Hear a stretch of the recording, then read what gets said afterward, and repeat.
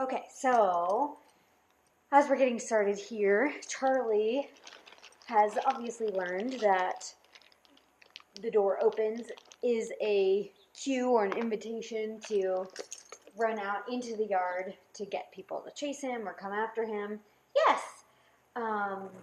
And it's a really fun game. So what I'm going to do here is focusing on teaching him that coming in the door can be just as fun, yes, of a game. So I'm marking him when he moves towards the door, and then I'm offering him the treat. I'm not using the treat as a bribe, not putting the treat out and saying, here, come to my treat, because I don't really want him expecting that every time.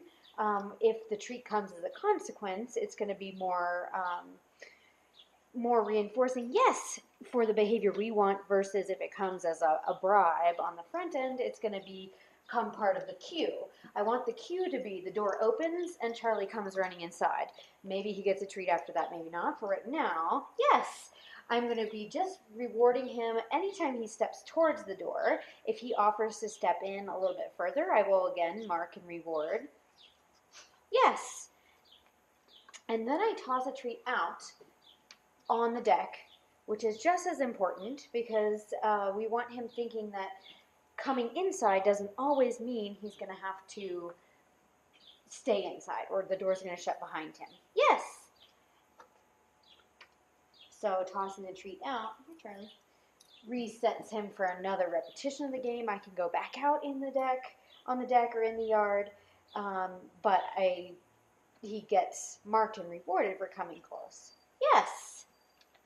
And you notice, okay, right now he's stopping halfway in the door. When we did this on Tuesday, he was not even coming all the way up to the door. He was staying out near where the table was. Yes, but we worked closer, and right now my threshold or my criteria is crossing the threshold, and that's when he gets the mark and reward. Yes, if you're doing this and he is staying further away on the deck, start marking and tossing your treat to him. Yes, for just taking one step closer to you on the deck.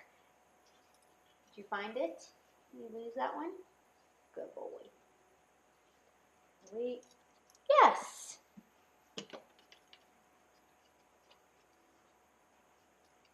Yes. You can also offer him one inside the door. He says, these are different than the other ones I was just giving you, huh? Not as good. Switch to a different cable. And then I'm going to toss one out, reset him off. Even if he doesn't find the one you toss out to the deck, that's fine. My goal is not to make it too hard, but sometimes they blend in with the color of the deck. So wait. Yes. And this time I'm going to raise my criteria just a little bit, and when he puts 2 paws inside, I'm going to wait. I'm not going to mark and reward just that. I want to see if I can get 3 paws. Yes, at least in, which I did. Let me toss one out on the deck. Let's go get it, and again, I'm going to wait for getting 3 paws.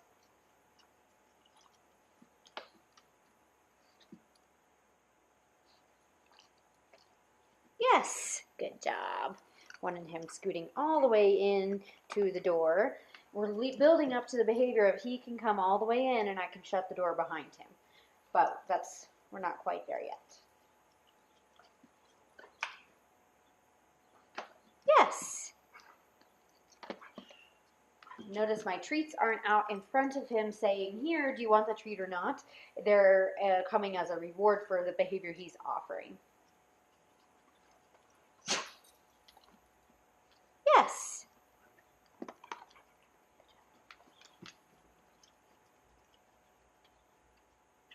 Wait, do another 4 paws in.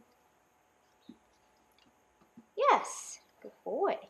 Now I'm going to start adding in a verbal cue to this behavior. And I'm going to use the word inside. You can certainly use a different cue if you want. He's going back and eating pieces of his kibble that I had offered him that he spit out before.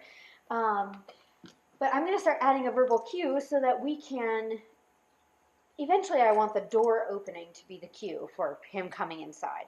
But at first I think a verbal cue will help him start to understand what and label this particular behavior. So as he's about to come and walk through the door, I'm going to add in the verbal cue inside and then mark and reward as normal. Wait for him to get the treat and come back. And I'm not calling him inside. Yes. At this point, I don't expect him to know what inside means. But I want to label the behavior that he's already offering very nicely.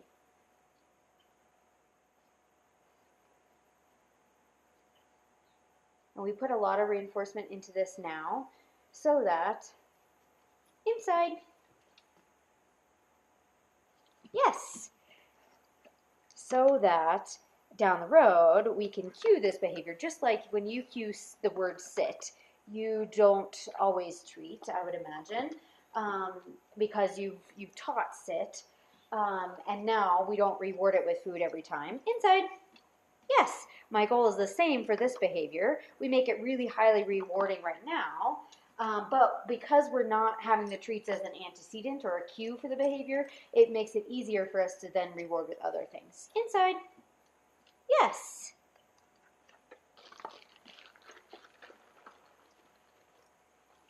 And I'm using a mixture of Charlie's kibble and some other boring kibble that I brought as well. So a little bit of novelty, but most of what he's working for is, now that he's kind of warmed up, is his kibble.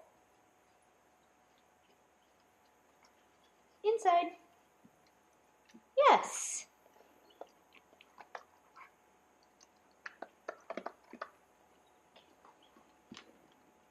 Boy, that one went really far. Neat. Inside. Here I'm waiting. You get a lazy crouch. Yes. So there, when we cued inside and he paused at the threshold, I didn't cue again because at this point he doesn't have a strong enough understanding of what the word inside means for it to be really useful for us to repeat again. I just waited, and then when he finished the movement inside, he got his mark and reward. So that's really good information for him, saying, oh, it's coming all the way in the door. That is going to get me paid. It's not this halfway inside.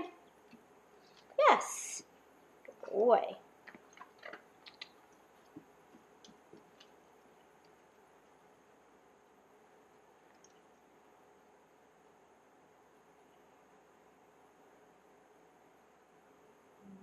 After this next repetition, I'm going to take a little bit of a break and go and actually go outside with him to reward him with that. Inside. Yes, good boy. Okay, are you ready to go outside and play? Okay, so we just finished a really fun play session outside, and so as we're getting started, yes, I'm going to reduce my criteria just a little bit temporarily because Charlie may very, very likely to want to stay outside, and he actually didn't. I thought he was going to take a little bit longer to come up and follow me onto the deck, but he looks like he needed some water, so that enticed him in as well. But when we are finishing up a really fun play session, give him a minute before just calling him inside to see if he offers coming up on the deck with you. We want him to think about, oh, the game that we were just playing outside was really fun, but now going inside will be just as fun. So as we are getting started and getting back here with Charlie, I'm going to wait and start out by tossing treat outside, get him thinking about moving out. Then I'm going to cue inside. And wait. Yes. Mark, reward. Boy, he's eating his kibbles. Ready? Reset him outside with the treat toss. Uh-oh. I don't know if you're going to be able to get that one, buddy. Oh, wait. He's going to try.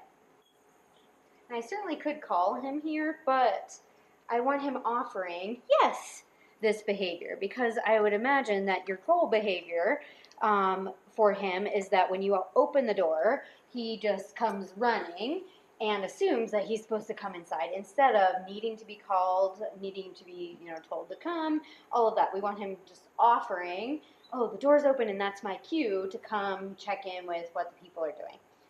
So I'm not using a lot of cues here. I just want him assuming that good things happen when he comes inside. Wait. Say inside. Yes.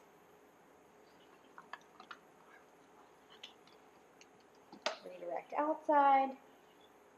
Find that treat. Turn back around here. All the crumbs. Inside. Yes. Boy. This kind of minimal communication with him, like not using a ton of cues and using just the verbal marker, will really help him have some clear communication with, I know Charlie gets frustrated, which is where, oh, did you hit your head? Poor guy. Inside.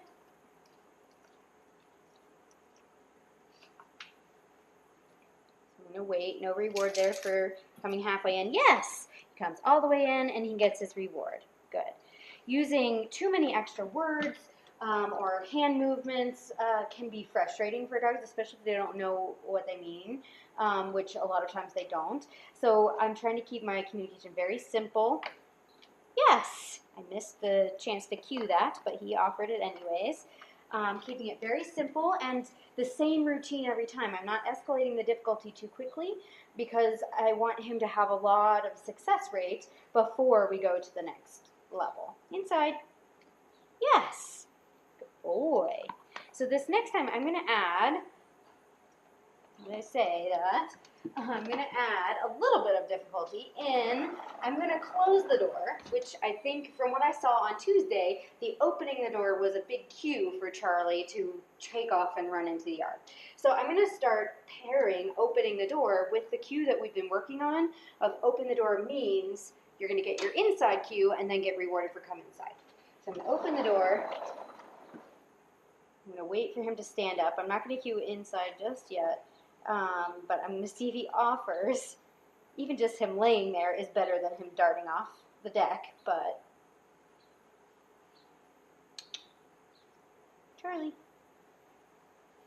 Inside.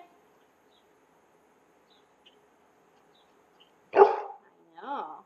Here, I'm just going to wait. I'm going to ignore all of the other things that he usually does that get attention, because often when he barks or when he darts out, that's when we would, go after him, try to get him back, and all the things that sometimes are necessary, but for the most part I want to avoid because I don't want to be rewarding those behaviors. Him barking for attention or darting off, yes, the other direction is a form of asking for attention, even if it's bad attention, and so any attention we give him in that moment may reward or reinforce the behavior. So here I'm going to open, I'm going to wait, I'm going to see if he offers a move towards.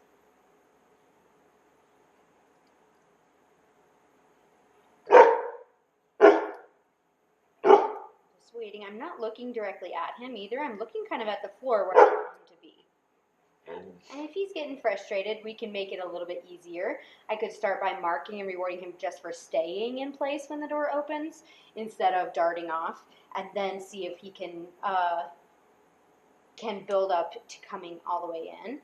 I'll wait here and see if he offers something, yes, I can reward. So even though that wasn't our full coming in, that was him offering to come through the door where he previously had been a little frustrated. So I'm going to go ahead and mark and reward that.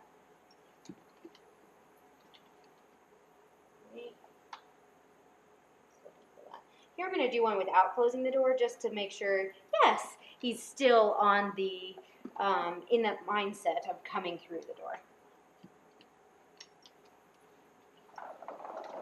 Shut one, wait, open, and wait and see what he offers. If he offers a move towards, he's looking at his friends or over in the, on the other side of the fence. Yes! And reward. Very good, buddy. So here I wasn't even using the inside cue there. We're just turning the door opening into a cue for coming inside instead of darting off the deck.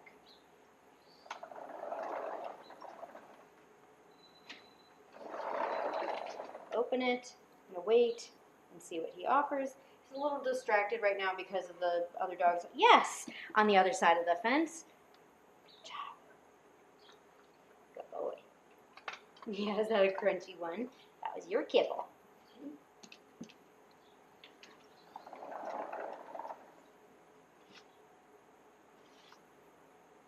Wait, open the door. Let's see if he offers to come through. Yes! And get his reward. Very good.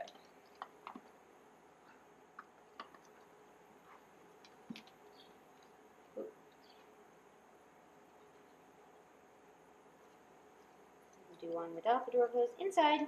Yes, good boy. And you can see that it's a little bit easier for him to just come through when the door is open, when it hasn't been closed. And I think that has a lot to do with the fact that the door moving at all has become such a cue to him to charge out into the yard. So we're working through that. Yes, but in the end, it's getting easier for him to come through. Good boy. Good job. Is that good? This next time, I'm going to do one more before we take a break. I'm going to toss this out. When he comes through, I'm going to reward him and then shut the door behind him. Yes. Reward. Shut the door. Very good. Good job, buddy. Okay, so if you're working on this week, think about doing it in more of a training session time and less of a, like, we're running late for school and we have to get him in the door as fast as possible. Because I want him really thinking about this door opening being a cue to come in, and he also gets to go right back out. That's not always something that we can do, especially when we're late to work or just part of the normal morning routine. But if you have 5 or 10 minutes to do a session like this at other times of the day when you aren't rushed, that will be a huge help to creating a behavior that then you can use in those higher stakes or higher fast-paced scenarios. So we'll keep working on this.